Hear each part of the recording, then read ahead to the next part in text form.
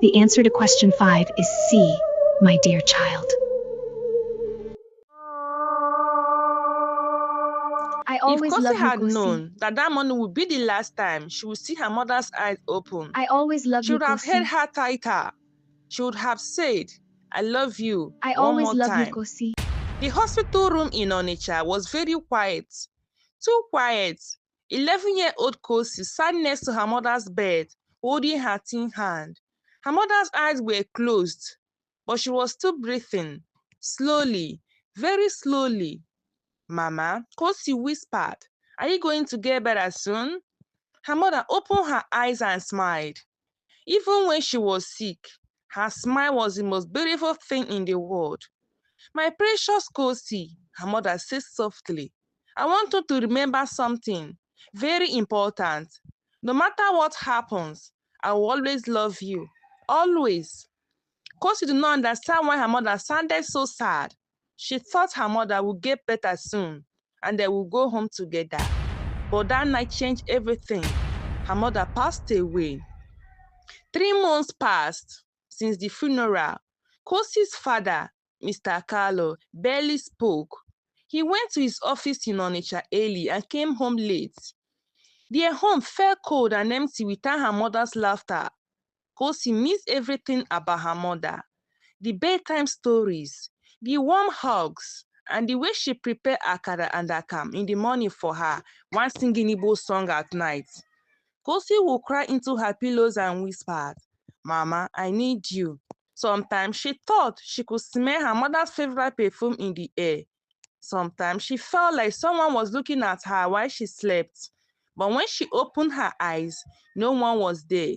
Her father noticed her sadness but did not know what to say. He was hurt too.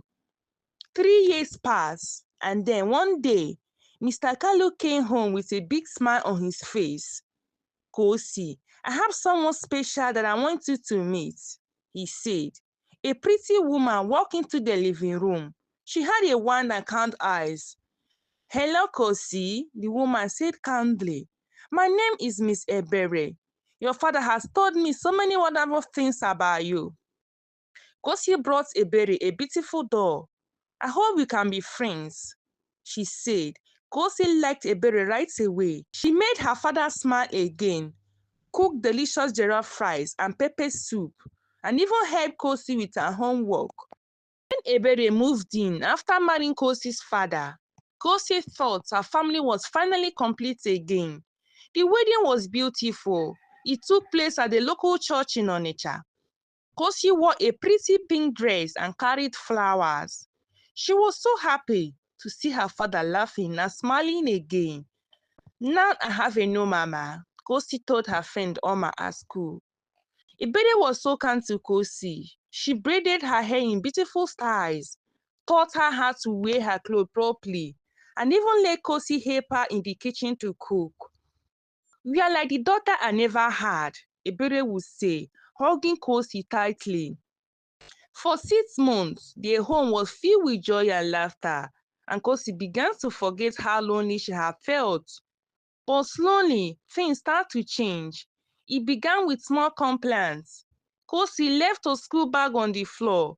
Ebere would say in an angry voice, Kosi did not wash her plate properly.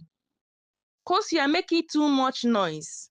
At first, Kosi thought it was just that Ebere was having some bad days.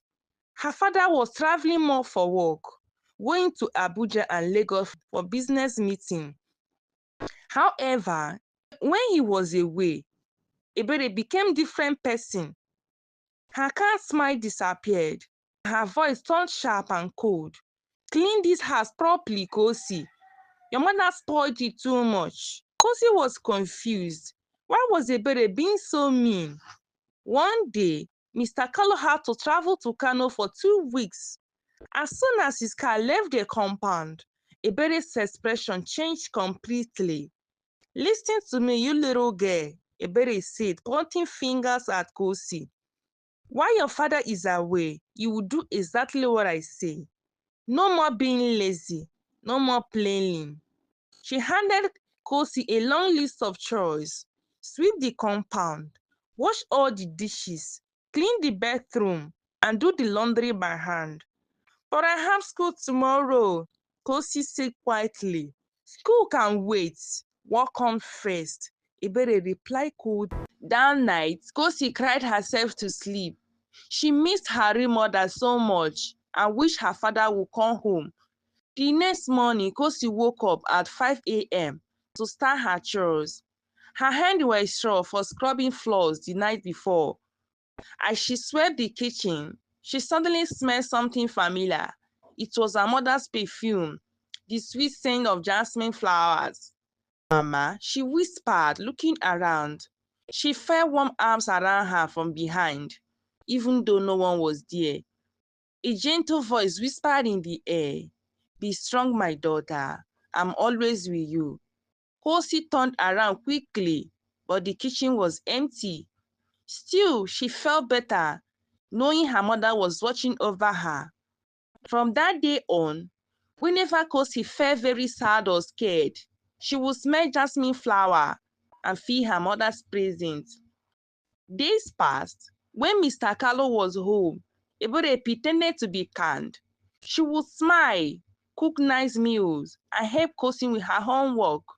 But when he traveled, she became a different person. She made Kosi work from morning to night, gave her small portions of food, and made her sleep on a mat on the cold floor instead of a comfortable bed. "Your father spoiled you," she would say, "but I will teach you how to be strong." One night, as Kosi cried quietly on her mat, she felt someone sit behind her. She opened her eyes and saw her beautiful mother sitting beside her wearing a white cloth. "Mama," Kosi whispered. "My precious child," her mother said softly. "I know you are suffering, but you must be patient. Your time will come." "When, Mama? When will it get better?" Kosi asked. "Soon, my dear, very soon. But first, you must be brave. You must study hard in school. Education is your key to freedom." When Kosi blinked, her mother was gone, but her words stayed in her heart. At Victoria Government Primary School, Onitsha, Kosi's teacher, Madam Zak, noticed something was wrong. "Kosi, you look very tired," she said after class one day. "Are you okay at home?" Kosi wanted to tell her everything, but she was scared. What if Ebere found out? What if she gets angry with her father? "I'm fine, ma," Kosi lied. But Madam Zak did not believe her. But she could not force Kosi to talk. The next week, Madam Zak made an announcement to the class. "Students, there is a big competition coming. It is called the Eastern Young Scholars Competition. The winner gets a full scholarship to the best secondary school in the eastern part of the Nigeria, plus money for university." All the students got excited, but Madam Zak continued. "Only our smartest student can represent our school. I've chosen Kosi Agada." Kosi's heart jumped. A scholarship could change everything. When Kosi came home, she was so excited that she ran to tell Ebere about the competition. "Auntie Ebere, guess what? I was chosen to represent my school in a big competition. If I win, I get scholarship to the best secondary school." Ebere's face became dark with anger. "Competition? Scholarship? Who gave you permission to enter any competition?" "But auntie, it's a great opportunity." Ebere hit Kosi's face so hard that she fell down. "You ungrateful child. You think you're better than anyone else? You will not enter any competition.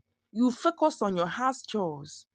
That night, Ebere locked Kosi in a storeroom without food as a punishment. In the dark room, Kosi cried and cried. Then she smiled jasmine flowers again. "Mama, help me," she whispered. "I'm here, my child," her mother said. "Don't give up. This competition is your destiny. You must find a way." The next morning, Ebere led Kosi out of the storeroom. "Have you learned your lesson?" she asked. "Yes, auntie," Kosi said quietly. But her heart, she made a decision. She would still enter the competition, but she will keep it a secret. For the next 3 weeks, Kosi studied after school. She learned about Nigeria history, mathematics, English, and science. Madam Zak was amazed by how smart she was. Your mother will be very proud of you, Madam Zak said one day. Kosi smiled, knowing her mother was proud. She felt her presence every day.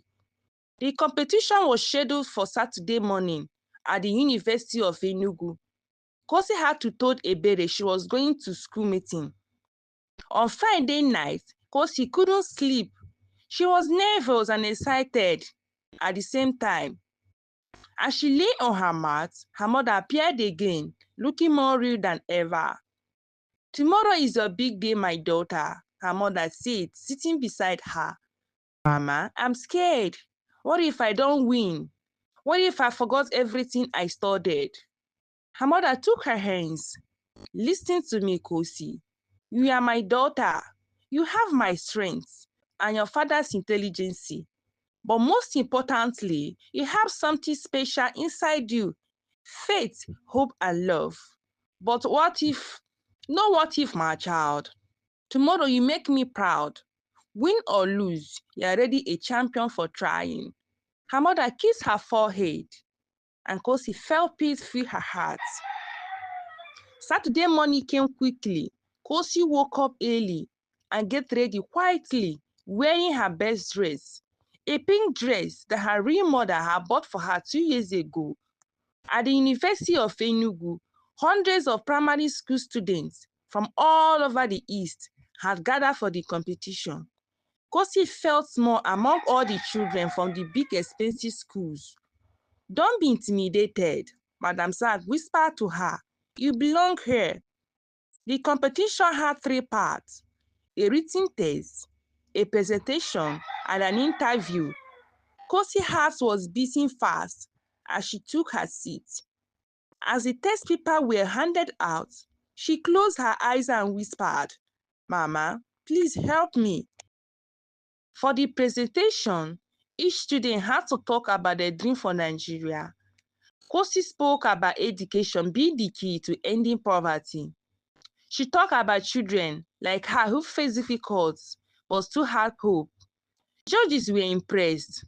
One was a professor from the University of Abia who smiled with her and nodded. For the interview, they asked her difficult questions about her life and dream. "Why do you want this scholarship?" Kosi thought about her mother, Ebere cruelty, and her dream of becoming a doctor to aid the sick people. "I want to make my late mother proud," she said simply. "She taught me that education is the only one thing no one can take away from you." The judge looked touched by her honest answer. The result will be announced in 2 weeks. Those were the longest 2 weeks on Kosi's life. At home, Ebere became more cruel than ever. Mr. Carlo was traveling again, this time to London for a month business trip. "Now that your father is away, you will learn how to behave properly," Ebere said. She made Kosi do all the house chores. She gave her only 1 meal a day. She made her wash clothes by hand in cold water outside. But Kosi enjoyed everything. Her mother would appear to encourage her. "Patient, my child. Your breakthrough is coming." At school, Madam Zak watched Kosi closely. She could see that the girl was getting thinner and more tired. "Kosi, you can tell someone about what is happening at home," she said. "Soon, ma. After the result come out, please wait a little longer." It was Tuesday morning when Kosi was sweeping the compound. I heard Ebere's phone ring inside the house. "Hello? Yes? This is Madam Zak. Kosi won the competition." Kosi's heart dropped. A competition? Was this about the scholarship? She dropped the broom and rushed inside. Ebere was standing with the phone in her hand, her face flushed with anger. "Is this true?" Ebere shouted. "Did you enter any competition behind my back?" Kosi was too scared to respond. "Answer me," Ebere screamed. Ebere raised her hand as if to strike Kosi, but then the phone rang again. "Hello? Yes? She what? She won? Kosi's heart leapt. She won? She actually won first place? A full scholarship to secondary school and university? Are you sure?